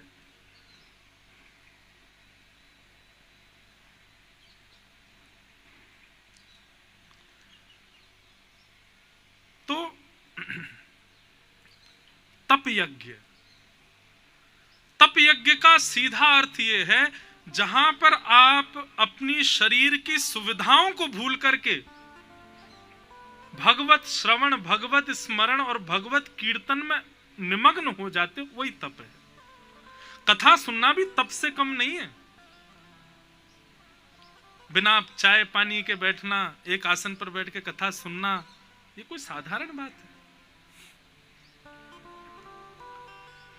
अभी विराजेंगे महाराज जी। हाँ। बड़ी आज कृपा हुई है कि महाराज जी भी विराज रहे हैं पूरा, आप भी कृपा करके पूर्ण विराज रहे हैं। सुख तो लग रहा है कि कथा चलती रहे, 8, 9, 10 बजे तक कह दें रात में। बाकी सब बोले मैया महाराज हम पे कृपा करो। लेकिन वास्तविकता ये है, जरूरी नहीं है हमारी जीभ को रोटी चाहिए, हमारे कानों को संगीत ही चाहिए, हमारे नेत्रों को सुंदर दृश्य चाहिए। आप कभी वैष्णव बन के देखिए, जीव को रोटी की भूख ना भूल जाए कथा के आगे तो कहना। भागवत में वर्णन आता है कि शुकाचार्य जी 4 दिन तक अनवरत कथा सुनाते रहे और परीक्षित एक आसन पर बैठ के सुनता रहा। 4 दिन बाद शुकाचार्य जी कहते हैं परीक्षित थोड़ा उठ के थोड़ा भोजन प्रसाद कर लो, थोड़ा निवृत्त हो लो। 4 दिन हो गए, 24 घंटे कथा चल रही है, तुम उठे नहीं हो अभी तक। परीक्षित ने पता क्या उत्तर दिया? श्री परीक्षित जी महाराज कहते हैं, बोले प्रभु यदि आपके मुख से निर्झरित होने वाली इस कथा को सुनने के बाद भी यदि मेरी जीभ को रोटी सब्जी की भूख लगी है तो मैंने कथा सुनी ही नहीं है। वास्तव में अब मेरी जीभ ने रोटी सब्जी और भूख प्यास के रूप में कथा को स्वीकार कर लिया है। अब मेरा पेट कथा से ही भर रहा है, मेरी प्यास कथा से बुझ रही है, मेरे समस्त इंद्रियों को आराम इस कथा से प्राप्त हो रहा है। एक बात आपको स्पष्ट कह दूं, भगवान के नाम में, भगवान के दर्शन में, भगवान की कथा में इतनी शक्ति है, इतनी सामर्थ्य है, यदि आप पूर्ण रूपेण उसको स्वीकार कर लो, संसार के किसी बहुव्यंजन की जरूरत नहीं पड़ेगी आपको। हमारे वृंदावन में एक बाबा हैं, राधा नाम के इतने प्रेमी हैं, उनको केवल राधा राधा सुनाओ। कोई व्यक्ति जाके कहे महाराज जी प्रणाम और लिफाफा धर दे उनके सामने, बाबा कहते हैं कितनों है भैया यहाँ में? बाबा सेवा है, छोटी सेवा है। वो तो ठीक है, कितने हैं ये तो बताओ। बाबा 500 रुपया है। 500। अच्छा चलो बेटा ला 500 बार राधा राधा बोलो, राधा राधा राधा राधा गिनती करवाएंगे। 500 जब तक नहीं हो जाएगी तब तक करवाएंगे, और जैसे ही 500 पूर्ण हो जाएंगे, अच्छा है गई बेटा 500, बोले हाँ, सोई लिफाफा उठा के उसकी गोद में धर देंगे, मेरी दक्षिणा मुझको मिल गई। अब ये जाके किसी गौशाला में दे देना, किसी ब्राह्मण को दे देना, किसी गरीब कन्या को दे देना। बोले बाबा आपके लिए, बोले मेरे को तो लाला तेने राधा नाम की भिक्षा दे दी, वही मेरी भिक्षा है, वही मेरी दक्षिणा है, वही मेरी सेवा है। एक बार कोई जयपुर का सेठ पहुंचा, बड़ा हमारे लोकेश जी जैसा और उसने महाराज जाकर के 11,000 रुपया चढ़ा दिए। बाबा ने पूछी कितने लाए हो भैया? कुछ नहीं बाबा, सेवा है। कितनी सेवा है? 11,000 की सेवा। अब संघ वाले सब बोले बेटा फंस गो, अब कर 11,000 राधा नाम। सुबह से शाम तक बैठे बैठे राधा राधा करते रहो, 11,000 जब पूर्ण हो गए तब दिए, बोले जाओ गौशाला में दे देना। अच्युतानंद गोविंद नामोच्चारण भेषजा, नाश्यंती सकला बाधा, सत्यम सत्यम वदाम्यहम। स्वयं धन्वंतरी भगवान कहते हैं कि यदि कोई व्यक्ति पूर्ण रूपेण भगवान के नाम के प्रति आश्रित हो जाए, उसको अन्य किसी वस्तु की जरूरत नहीं है, उसकी भूख प्यास भी सब नाम मिटा देगा, उसके शरीर की जितनी पीड़ाएं सब नाम मिटा देगा, उसकी औषधि का काम भी नाम कर देगा, उसके शरीर को जो थकान होती है उस थकान को भी जो आराम मिटाता है वो आराम भी राम नाम मिटा देगा। इतनी सामर्थ्य है राम नाम में, इतनी सामर्थ्य कृष्ण नाम में, इतनी सामर्थ्य ठाकुर जी के नाम में। बस उसको स्वीकार करे तो सही कोई, हम करते नहीं है।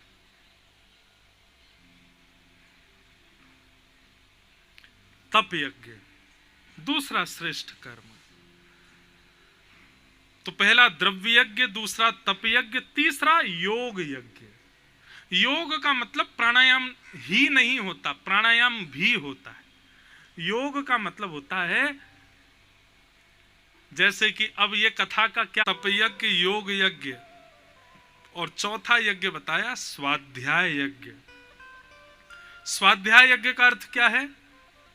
अपने कमरे में बैठ करके श्रीमद् भक्तमाल जी, श्री रामचरितमानस, श्रीमद् भागवत महापुराण, महाभारत आदि आदि जैसे हमारे वैदिक ग्रंथ, दिव्य ग्रंथ, भक्त चर्चा, भगवत चरित्र, इन सबका स्वयं अध्ययन करते रहना, ये चौथा सत्कर्म है।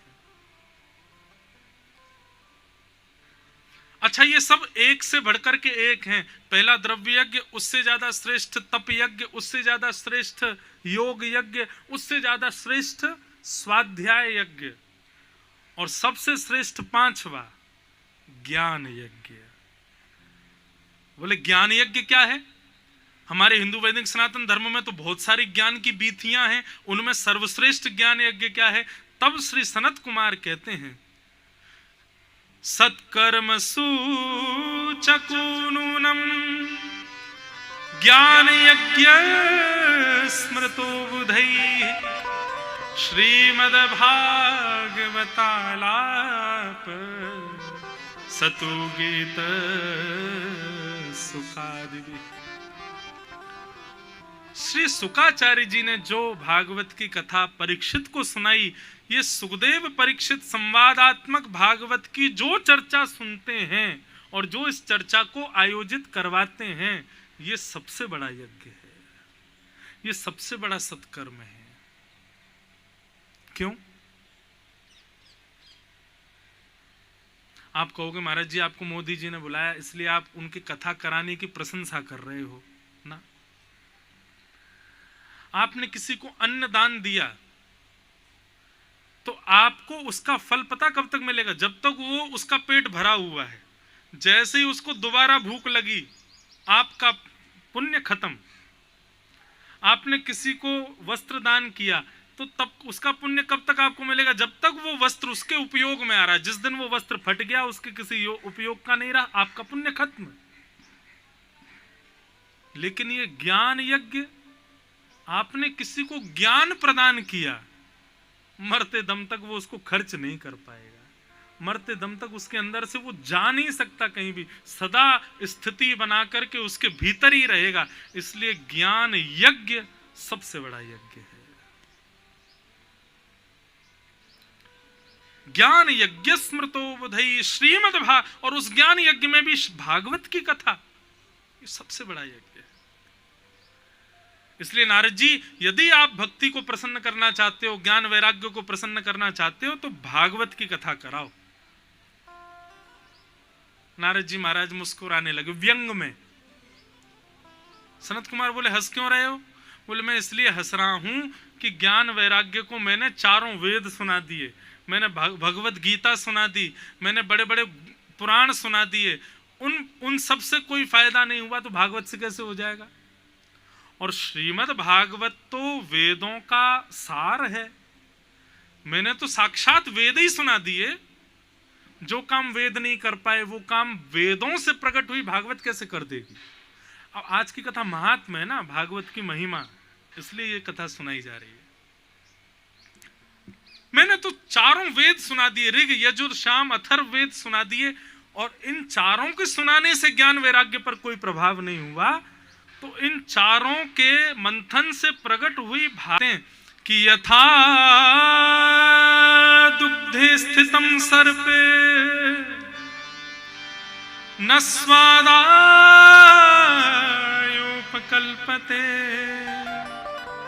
पृथग्भूतं हि तद्गम्यं देवानां रसवर्धनम्। बहुत सुंदर बात।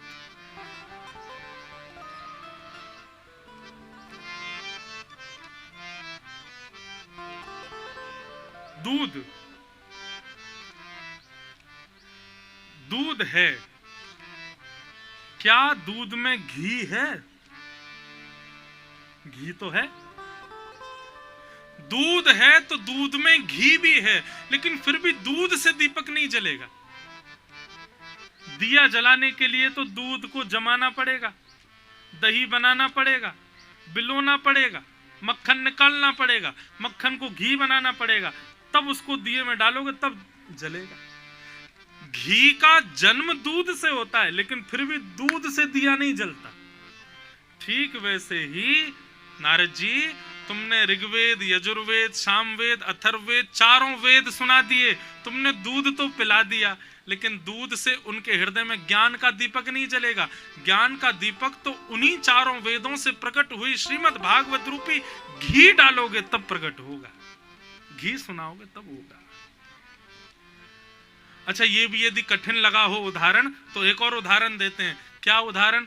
बोले, भैया आम का पेड़ है, आम में रस है, आम में स्वाद है, आम में सब कुछ है, लेकिन भूख लगने पर व्यक्ति कहे कि मैं तो पेड़ को खाऊंगा। क्यों? अरे भाई, ये आम इतना मीठा, आम इतना रसीला, इसको क्यों नहीं खाओगे? बोले, क्योंकि इस आम को रसीला मीठा सब बनाया तो पेड़ नहीं है, इसके अंदर रस तो पेड़ ने भरा है, तो इसका मतलब पेड़ में और ज्यादा रस होगा, मैं तो पेड़ को खाऊंगा। अगर वो पेड़ खाने जाएगा तो 3200 निकल जाएंगी उसकी, रस भी नहीं आएगा, कड़वा मुंह और हो जाएगा। लेकिन वही व्यक्ति यदि उस वृक्ष पर लगे फल को खाएगा, स्वाद भी मिलेगा, रस भी मिलेगा और भूख निवृत्त भी हो जाएगी। ठीक वैसे ही वेदों की निंदा नहीं है, वेदों से प्रकट हुए भागवत की महिमा है ये। कि वेद श्रवण के लिए जाओगे तो हो सकता है कि आपको कुछ समझ ना आवे, लेकिन उन्हीं वेदों के घर्षण से प्रकट हुई, मंथन से प्रकट हुई भागवत को सुन लोगे, आपके सारे समाधान पूर्ण हो जाएंगे, सारे संशय नष्ट हो जाएंगे, और संशय नष्ट होकर के ज्ञानी बनकर के भुजा उठा करके नृत्य करोगे, आनंदित हो जाओगे। जब ये भाव बताया तब नारद जी महाराज बोले, जी भगवान, अब तो मैं भागवत की कथा कराऊंगा, लेकिन किससे कराऊं? सनत कुमार बोले, किसी से भी करा लो। बोले, आप ही कर दो कथा। तब सनत कुमारों ने आनंद नाम के वन में भागवत की प्रथम कथा की, और उस वन में सब ने आकर के उस कथा को सुना। देव आए, ऋषि आए, नदियां आई, महाराज करोड़ों की तादाद में लोग इकट्ठे हुए, और सनक सनंदन सनातन सनत कुमारों ने प्रथम भागवत की कथा सुनाई जैसे ही भागवत की कथा प्रारंभ हुई, इतने में ही क्या हुआ, जिस भक्ति के दोनों पुत्र वृद्ध हो गए थे, वो दोनों वृद्ध भक्ति सुतौ तौ तरणौ गृहीत्वा प्रेमैक रूपा सहसा विरासी श्री कृष्ण गोविंद हरे मुरारे नाथेति नामानि मुहुः वदन्ति। क्या हुआ, भागवत की कथा प्रारंभ होते ही भक्ति तो युवान थी ही, उसके दोनों बच्चे भी युवान हो गए। अब देखो ये फिलॉसफी थोड़ी सी समझो। भक्ति ज्ञान वैराग्य हमारी आपकी तरह कोई मानव नहीं है, हमारे भीतर ही विद्यमान स्थिति है भक्ति ज्ञान और वैराग्य। इनकी वृद्धता क्या है, ज्ञान की अशांति, ज्ञान होने पर भी हम अशांत हैं, इसका मतलब ज्ञान वृद्ध है। वैराग्य होने पर भी मन मचल रहा है, इसका मतलब हम अभी अशांत हैं, हमारा वैराग्य अशांत है। और जिस ज्ञान को सुनने से ज्ञान और वैराग्य की अशांति दूर हो जाए, समझ लो वही भागवत है। अभी ऐसा होगा कि अभी 7 दिन की कथा सुनने के बाद हो सकता है यहां बैठे कितने लोगों के हृदय में ज्ञान और वैराग्य दोनों बिल्कुल प्रकट हो जाएंगे।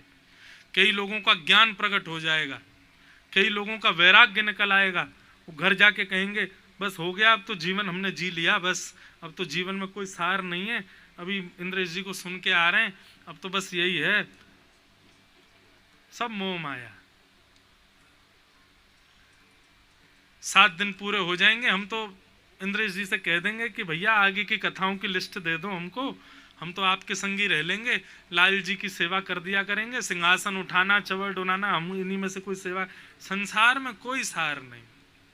ये स्थिति होगी कई लोगों की।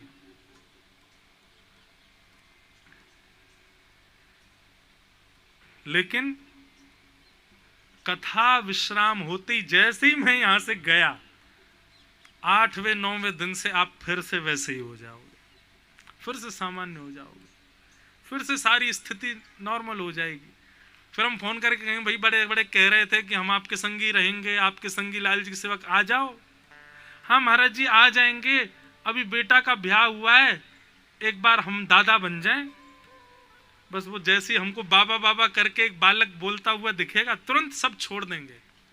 हमको लगेगा अब हम बाबा बन गए, अब हम सब छोड़ के चले जाएंगे। कई लोग बाबा बन जाते हैं, उनको पूछो भैया अब तो बाबा बन गए, अब तो आ जाओ।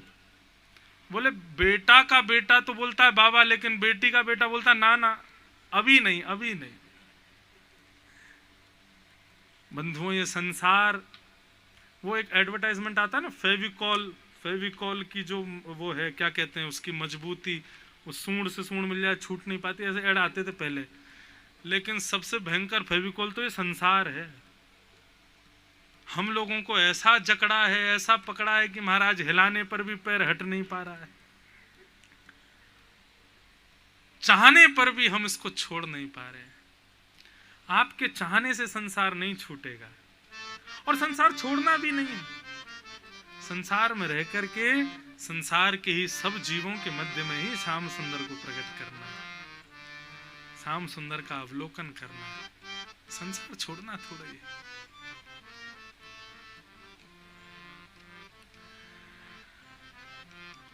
तो इस प्रकार भक्ति महारानी के दोनों पुत्र युवान हो गए। तो भागवत का ये प्रथम महात्म्य है, जिसके श्रवण से ज्ञान और वैराग्य युवान हो जाते हैं, जिसके श्रवण से हमारे हृदय के जितने अंधकार हैं, जितने कष्ट हैं, जितने हो जाते हैं, वो भागवत की कथा है। यहां पर प्रथम सर्ग महात्म्य का पूर्ण हुआ, दूसरा सर्ग यहां से अब प्रारंभ हो